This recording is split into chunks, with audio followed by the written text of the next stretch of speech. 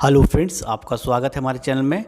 तो दोस्तों, आज की वीडियो में हम जानेंगे कि बहुदिव्यांगता यानी मल्टीपल डिसेबिलिटी कैटेगरी के अंतर्गत वो कौन से हमारे शरीर के विकार है या इसको बोलो तो भिन्नताएं हैं जिसको इस कैटेगरी में इस कैटेगरी में जगह दिया गया है। तो दोस्तों, आप स्क्रीन पे देख रहे हो, ये आपका भारत का राजपत्र, इसका जो ऑफिशियल सूचना है दोस्तों आपको यूडी आईडी कार्ड के ऑफिशियल वेबसाइट में देखने को भी मिल जाएगा। तो उसी का दोस्तों मैं आपको अंक प्रस्तुत कर रहा हूँ आपके स्क्रीन पर।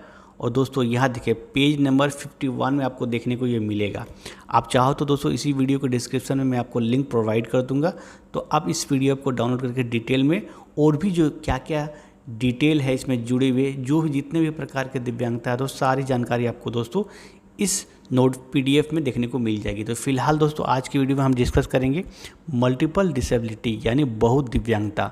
तो सबसे पहले हम देख लेते हैं कि कौन से वो भिन्नताएं हैं जो इस कैटेगरी के अंदर बिलोंग करती है, जिसमें सरकार जिसकी मान्यता आपको दिया है। तो चलिए स्टार्ट करते हैं। नंबर 1 पे हमारा है अंधता, यानी आप ब्लाइंड अगर बिल हो तो आप इस कैटेगरी में अंदर आते हो। उसके बाद सेकेंड नंबर है निम्न दृष्टि, अगर आपको थोड़ी सी दिखाई पड़ती है तो भी आप आते हो। कुष्ठ रोग मुक्ति व्यक्ति, अगर आप कुष्ठ रोग था पहले और आप अभी ठीक हो गए हो तो अब भी आप इस कैटेगरी के अंदर आ सकते हो। श्रवण शक्ति का ह्रास, बधिर एवं ऊंचा सुनने वाला, गति विषयक दिव्यांगता, बौनापन, बौद्धिक दिव्यांगता, मानसिक रुग्णता, स्वलिन स्पेक्ट्रम विकार, प्रमस्तिघात, बहुदुष्पोषण, चीरकालिक तंत्रिका दशाएं, विविंदित विद्या दिव्यांगता, बहुस्क्लेरोसिस, अभिवाक एवं भाषा दिव्यांगता, थैलेसेमिया, हीमोफीलिया, सिकल कोशिका रोग, अम्ल आक्रामक पीड़ित, पार्किंसन रोग। तो दोस्तों आप सभी इस विकार यानी ये जो विभिन्नताएं हैं इससे वाकिफ़ है। हम चलते हैं डायरेक्टली। और जो बहुत सारे लोगों को, बहुत सारे दिव्यांगजनों को कन्फ्यूज़न होता है कि हमारा 2 प्रकार का दिव्यांगता है, जैसे आप आँख से भी हो, कान से भी हो, या फिर बहुत सारे ऐसे दिव्यांगजन हैं जो 2 या 2 से अधिक कैटेगरी से बिलोंग करते हैं, विभिन्नताएं हैं उनके पास। तो कैसे कैलकुलेशन होता है, कैसे हमारा परसेंटेज को मिलता है मल्टीपल डिसेबिलिटी कैटेगरी के अंदर। तो दोस्तों यहाँ पर सरकार ने एक फॉर्मूला ज्ञात किया है। तो देखिए दोस्तों, ये आपका है क, आप देख रहे हो ख, और उसके बाद 90 माइनस क डिवाइड बाई 90। सो फ्रेंड्स, सबसे पहले मैं आपको बताता हूँ कि यहाँ पर 90 जो परसेंट है उसी को हाईएस्ट रखा गया है, उच्च कोटि। देखिए यहाँ पर क्लियरली मेंशन भी है। तत्पश्चात कई दिव्यांगता के कुल प्रतिशत पर पहुँचने के लिए क प्लस ख 90 माइनस क के संयोजक सूत्र का उपयोग किया। सो फ्रेंड्स, जो प्रतिशत है उसको कैलकुलेशन को और अच्छे से समझने के लिए चलिए एक उदाहरण ले लेते हैं हम लोग। तो देखिए दोस्तों, यहाँ पर भी मेंशन है। उदाहरण के लिए, यदि श्रवण दिव्यांगता का प्रतिशत 30% है और दृष्टि दिव्यांगता 20% है, तो ऊपर दिए गए संयोजन सूत्र को लागू करके बहुत दिव्यांगताओं के कुल प्रतिशत की गणना निम्न प्रकार से की जाएगी। तो दोस्तों यहाँ पर क्लियरली मेंशन्ड भी है। तो देखिए, जैसे मान लीजिए आपका जो सुनने की क्षमता है, यानी अगर आप HI से हो, हियरिंग इम्पेयर्ड से है, और उसका आपको जो परसेंटेज है वो आपका 30% है, यानी आपको कम सुनाई पड़ता है। और दृष्टि दिव्यांगता यानी आँखों से रोशनी आपका कम है, कम दिखाई पड़ रहा है, या फिर चश्मा लगा के दिखाई पड़ रहा है, जिसका प्रतिशत 20 है। तो 30 और 20 आपका हो गया प्रतिशत आपका श्रवण दिव्यांगता का और दृष्टि दिव्यांगता रिस्पेक्टिवली। तो चलिए फ्रेंड्स, ये जो डेटा है क ख का, इसको हम लोग इस फॉर्मूले पे सेट करते हैं। तो देखिए, इसको सॉल्व करने का तरीका क्या है। तो क के जगह पर आपका 30 हो गया, ख के जगह पर 20 हो गया।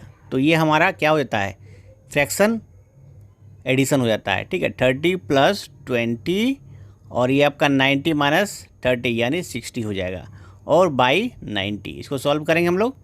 तो पहले इसको कर लेते हैं। तो 30 हो जाएगा, और प्लस हमारा क्या हो जाएगा 1200, और डिवाइड बाई 90।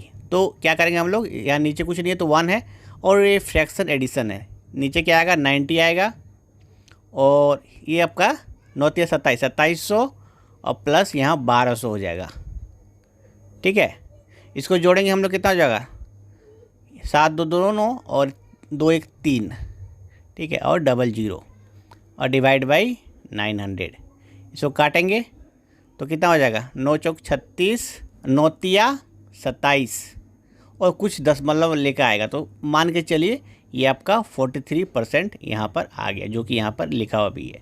तो इस तरह से आप भी अपना जो कैलकुलेशन कर सकते हो और निकाल सकते हो अगर आप बहुत दिव्यांगता कैटेगरी में आते हो।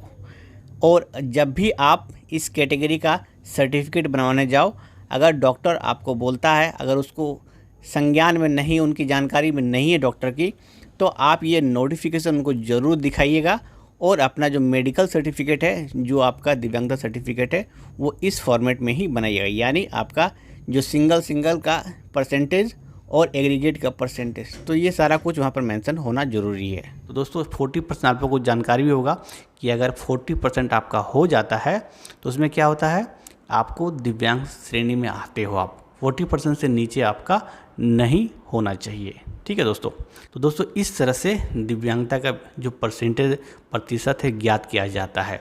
तो अगर आप भी मल्टीपल डिसेबिलिटी कैटेगरी के अंदर आते हो और आपको जानना है कि कैसे मेरा कैलकुलेशन होगा, या फिर अगर आप कहीं जाते हो और डॉक्टर को नहीं पता है कि मल्टीपल कैटेगरी का क्या कैलकुलेशन होना चाहिए, तो आप इसको ये नोटिफिकेशन डॉक्टर को दिखाओगे और उस अनुसार आपको यहाँ पर कैलकुलेशन करके आपके जो सर्टिफिकेट हैं वहाँ पर क्या आपका जो पहला दिव्यांगता है उसका भी आपको परसेंटेज मिल जाएगा और जो दूसरा दिव्यांगता है उसका भी आपको मिल जाएगा, और फाइनली जो एग्रीगेट है वो भी आपको आपके सर्टिफिकेट में मिल जाएगा, जो कि बहुत ही ज़रूरी है। कभी भी कोई गवर्नमेंट एग्ज़ाम आप अगर क्रैक करते हो तो ये तीनों चीज़ को वहाँ पर देखा जाएगा, आपका क ख और एग्रीगेट, तो तीनों चीज़ आपके सर्टिफिकेट में मेंशन होना चाहिए। अगर नहीं होता है तो आपको प्रॉब्लम हो सकती है और उस समय लास्ट मोमेंट पे आपको दौड़ भागा करना पड़ सकता है। तो दोस्तों अगर आपका मल्टीपल डिसेबिलिटी का सर्टिफिकेट है तो ये सारा परसेंटेज वहाँ पर मेंशन आपके सर्टिफिकेट में होना चाहिए, तभी आपको कोई दिक्कत नहीं होगा और आप जिस कैटेगरी में जिस पोस्ट के लिए अप्लाई किए थे आप वहाँ पर नौकरी आपको मिल जाएगी। और सबसे लास्ट में बताते हैं, अगर आपका 3 प्रकार का दिव्यांगता, जैसे मान लीजिए आपका हड्डी से भी है, कान से भी है, आँख से भी है, तीनों है, तो पहले क्या करेंगे, पहले 2 का कैलकुलेशन कर लेंगे, उसके बाद 2 को कैलकुलेशन करके 1 हो जाएगा जो आपका फाइनल आएगा, और उसके बाद जो सेकेंड हमारा आता है फिर उन दोनों में करेंगे और फाइनली निकालेंगे। फॉर्मूला जो है यहाँ पर वही सेम चीज़ वहाँ पर भी फॉलो होगा। तो दोस्तों सूचना कैसी लगी कमेंट करके ज़रूर बताइएगा, और इससे रिलेटेड अगर आपकी कोई क्वेरीज़ है, किसी प्रकार कोई क्वेश्चन है, तो आप कमेंट कर लिख के बताइएगा। तो चलिए मिलते हैं फिर अगली सूचना में, तब तक के लिए धन्यवाद। जय हिंद, जय भारत।